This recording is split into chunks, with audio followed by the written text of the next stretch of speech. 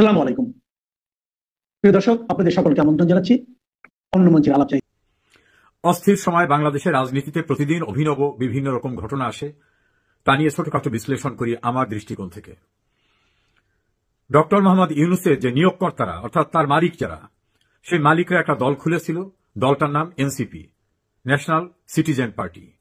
এই যে জাতীয় নাগরিক পার্টি, ইউনূস সাহেবের দলটা, এই দলের একজন গুরুত্বপূর্ণ নেতা এবং দুইজন নেত্রী এই দল ত্যাগ করেছেন।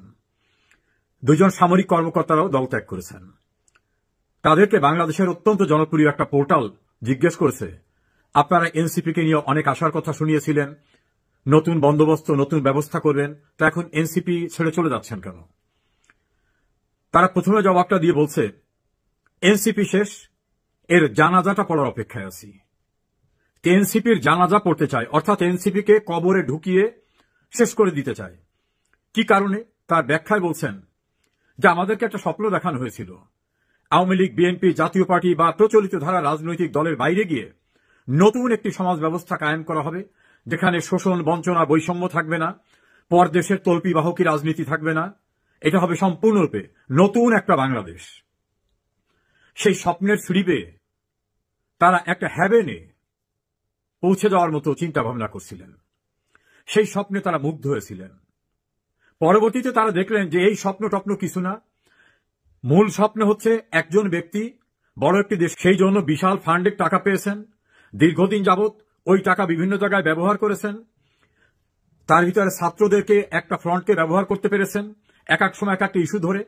আর শেখ হাসিনা সরকারও এই ইস্যুগুলোকে ডিজলভ করার জন্য কার্যকর পদক্ষেপ নেয়নি, ফলে সেই আন্দোলনকে বেগবান করে শেষ পর্যন্ত তার পতনের আন্দোলনে রূপান্তর করা হয়েছে। মূলত টার্গেটটা ছিল শেখ হাসিনাকে ক্ষমতার থেকে সরানো এবং সেখানে ওই বড় রাষ্ট্রের একজন প্রতিনিধি তাকে বসানো এবং বাংলাদেশে ৭১ সনের পাকিস্তান পন্থী যে চিন্তা চেতনা, সেই রাজনীতিতে যারা হেরে গেছিলেন সেই মানুষগুলোর হেরে যাওয়ার পরাজয়ের প্রতিশোধ নেওয়া। সেটা করার জন্যই এক একটা সময় এক একটা এজেন্ডা নিয়ে কাজ করা হয়েছে। পূর্বের অনেক এজেন্ডা ফেল করছে। সর্বশেষ এজেন্ডা ছিল কোটা বিরোধী আন্দোলন। সেটাও যখন সুপ্রিম কোর্ট বলে দিল যে ঠিক আছে, তাদের দাবি মেনে নেওয়া হলো, তখন আর পথ ছিল না। তখন তারা 9 দফা 10 দফা বিভিন্ন দফা টফা দিয়ে একটা পর্যায়ে এসে শেখ হাসিনার পতন 1 দফা। অর্থাৎ শেখ হাসিনা যদি পূর্বেও মেনে নিতেন, তাতেও তারা থামত না, অন্য কোন ইস্যু নিয়ে তারা শুরু করত। এভাবে শেখ হাসিনার পতন ঘটানোটা ছিল আন্দোলনের দীর্ঘদিনের পরিকল্পিত সিদ্ধান্ত। সেই সিদ্ধান্ত বাস্তবায়নের জন্য এই কোটার নামক একটা ইস্যুকে সামনে নিয়ে আসা হয়েছে। যারা এই এনসিপিতে চলে গেছেন তাদের 4 জনের ইন্টারভিউ নিয়েছে ওই নিউজ পোর্টাল। একজনে বলেছেন কথা ছিল দুর্নীতি হবেই না, কিন্তু এখন যারা শীর্ষ নেতা ছিল তারা দুর্নীতি, আকণ্ঠ দুর্নীতিতে নিমজ্জিত হয়ে গেছে। তারা তাদের নিজের পিএস, তাদের বাবারা, এবং সেটা প্রকাশ্য রূপ ধারণ করেছে। দ্বিতীয় বলছেন যে আমরা কেউ ক্ষমতার দিকে যাব না, তারা সবাই ক্ষমতায় গেছে, উপদেষ্টা হয়েছে, আর যারা উপদেষ্টা হয়নি তারা শ্যাডো উপদেষ্টা, তারা যা চাচ্ছেন সেটাই সব হচ্ছে। তৃতীয় বলছেন যে ছাত্রদের কল্যাণই হবে তাদের মূল রাজনীতির লক্ষ্য। এখন দেখা গেল ছাত্রদের কল্যাণ না, নিজেরা ক্ষমতায় যাওয়ার জন্য রাজনৈতিক দল করে কিভাবে নিজেরা ক্ষমতা ধরে রাখবেন সেটাই হচ্ছে তার মূল লক্ষ্য। চতুর্থ বলছেন যে আমরা কোন সাম্প্রদায়িকতা প্রশ্রয় দেব না, আমরা বাংলাদেশের স্বপ্ন যেটা নিয়ে ব্যবসা হিসেবে নিতে না পারে, আমরা প্রকৃত উদ্দেশ্যটাকে বাস্তবায়ন করব।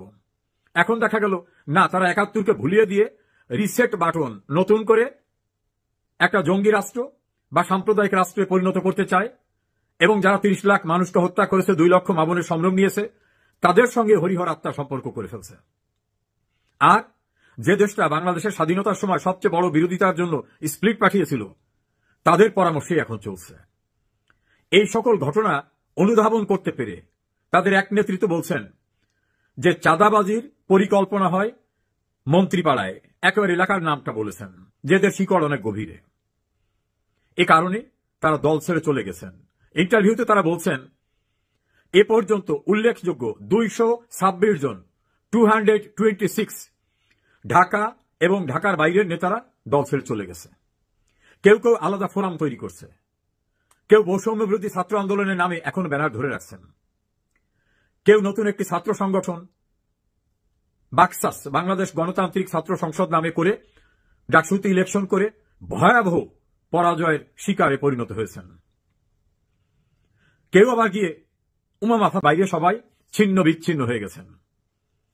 এই অবস্থায় ছাত্ররা নাকি সবটুকু নির্ভর করেছিল এই বৈষম্য বিরোধী ছাত্র আন্দোলনের নেতাদের সার্জিস, নাহিদ, হাসনাত আব্দুল্লাহ, মাহফুজ, গংদের ডাকসু এবং ডাকসু নির্বাচনে তাদের নাকি মাইক্রোস্কোপ দিয়ে খুঁজেও পাওয়া যাচ্ছে না। বড় বড় সোডিয়াম বাতির বাল্বের লাইটও তাদের খুঁজে পাওয়া যাচ্ছে না যে তারা কোথায়, তাদের কোনো ক্রিয়া প্রতিক্রিয়া নাই কেন, তাদের লোকদের এই পরাজয়ের পর তাদের বক্তব্য কি খুঁজে পাওয়া যাচ্ছে না। এটাকে কনক্লুড করে তারা বলছেন বৈষম্য বিরোধী ছাত্র আন্দোলনের নামে যারা আন্দোলন করে দল করেছিল আমরা তাদের সঙ্গে ছিলাম, আমাদের যে স্বপ্ন দেখানো হয়েছিল সেই স্বপ্ন তো বাস্তবতা না, আসলে শেখ হাসিনার পতন হলো বাস্তবতা, ক্ষমতা দখল করা বাস্তবতা, নিজেরা ক্ষমতায় থেকে লুটপাট করা বাস্তবতা, এবং কখনো সেনাবাহিনীকে অশ্লীল অশ্রাব্য ভাষায় গালিগালাজ করা বাস্তবতা, কখনো দেশের গুরুত্বপূর্ণ দুইটি রাজনৈতিক দল আওয়ামী লীগ বিএনপি নেতৃবৃন্দকে জঘন্য ভাষায় যাচ্ছে এইভাবে অপমান করা গালিগালাজ করা এটা বাস্তবতা, এবং উদ্দেশ্যহীন যাত্রা হচ্ছে এনসিপির। তো উদ্দেশ্যহীন যাত্রায় এরা ইতোমধ্যেই হতাশার অতল গহ্বরে নিমজ্জিত হয়ে গেছে। অর্থাৎ তাদের সব শেষ, রাজনৈতিকভাবে বিচ্ছিন্ন হয়ে গেছে তারা। অনেকেই পূর্বে বলতেন,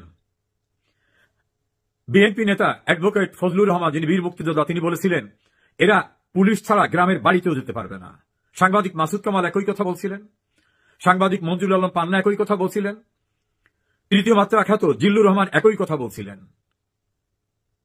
আমি নিজেও আমার কয়েকটা ভিডিও কন্টেন্টসে বলছি ছাগল দিয়ে ধান মাড়াই করা যায় না। সারা বাংলাদেশের সবাইকে গালিগালাজ করে ক্ষমতা এরা জাতিকে কি উপহার দেবে? এরা স্ব বাবাকে উপহার দিয়েছে, এপিএস কে উপহার দিয়েছে, দেশের বাইরে উপহার পাঠাচ্ছে, এ জাতীয় গুরুতর অভিযোগ তাদের বিরুদ্ধে। এবং তাদের কিছু জঙ্গি স্টাইলের উপদেষ্টা দেশে দেশের বাইরে আছেন। তারা 54 বছরের সাজানো গোজানো সুন্দর একটা বাংলাদেশকে 100 বছর পিছনে নিয়ে গেছে। এটা এখন তাদের সহযোদ্ধা যারা তারাই উপলব্ধি করতে পেরেছে, এবং যারা ইউনূসের আগমন শুভেচ্ছা স্বাগতম বলছিলেন তারাই এখন বলতেছে এই লোকটা একটা ভণ্ড, এই লোকটা একটা বিশ্বাসঘাতক, এই লোকটা একটা স্বার্থপর, এই লোকটা নিজের স্বার্থ ছাড়া কিছু বোঝে না, এর চেহারায় যা ভিতরটা খারাপ। সব মিলে ইউনূসের কিংস পার্টি ইতোমধ্যেই শেষ নিঃশ্বাস ত্যাগ করেছে। তাদের দল ছেড়ে আসা সেনা কর্মকর্তা, ছাত্র ছাত্রী নেতৃবৃন্দ এবং অন্যদের ভাষায় এখন কফিনে যাবার পরে কবরায়স্ত হবে তার পূর্বে তাদের যে জানাজাটা সেই জানাজাটার পর্ব চলে আসছে। এ কারণে ডাকসু এবং ডাকসুতে খোঁজ খবর নাই, পত্রিকার প্রথম পাতায় নাই, টেলিভিশনেও নাই, হুঙ্কারেও আর এখন কেউ আসে না। সে কারণেই নাকি তারা দল ছেড়ে চলে গেছেন। আমরা আশা করি এই উপলব্ধি এখনো যারা মোহগ্রস্ত আছেন, মরীচিকার পিছনে ছুটছেন, তারা বুঝতে পারবেন খুব শিগগিরই দেশটা ধ্বংসের শেষ প্রান্তে নিয়ে গেছে। কি সুন্দর বাংলাদেশটা কোথায় নিয়ে গেছে, আমরা অপেক্ষায় থাকি। এখন মৃতপ্রায় জানাজা পড়তে বাকি আছে, আর কদিনের পরে বোধহয় আরো কিছু দেখার জন্য আমাদের অপেক্ষা করতে হবে। এনসিপি কার্যত এখন মৃত।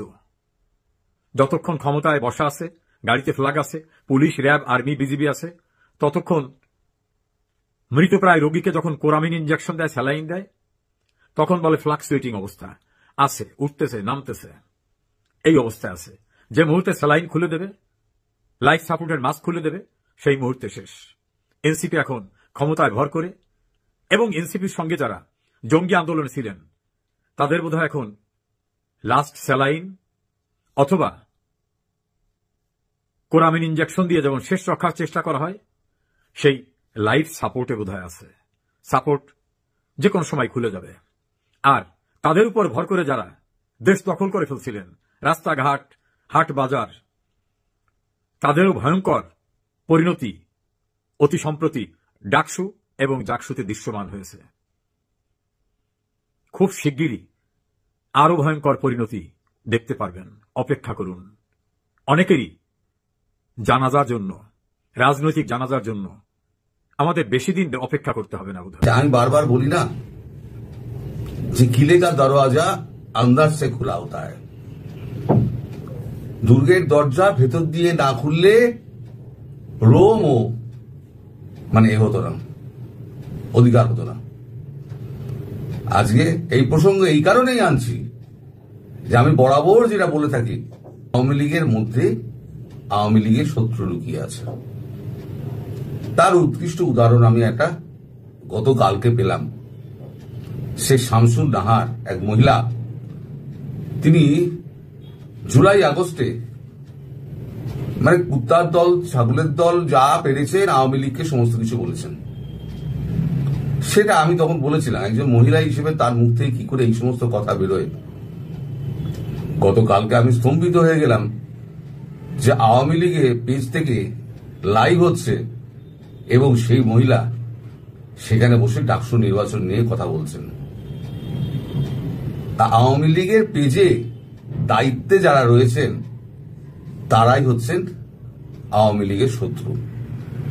এটা আমার ব্যাখ্যা, আপনাদের কি ব্যাখ্যা হবে আমি জানি না, কারণ আমি বাংলাদেশের আভ্যন্তরীণ রাজনীতি নিয়ে খুব একটা কথা বলি না। আমি কথা বলি ইন্ডিয়া পার্সপেক্টিভে, বাংলাদেশ, এর বাইরে আমি কিছু বলি না। কারণ আপনাদের দেশের রাজনীতি আমার অত মাথায় ঢোকে না, আর কখন কি পাল্টি খায় আমাদের দেশের মতো না। একটা আওয়ামী লীগ ছাড়া যারা আছে তারা কেউ হৃদয় দিয়ে রাজনীতিটা করে না।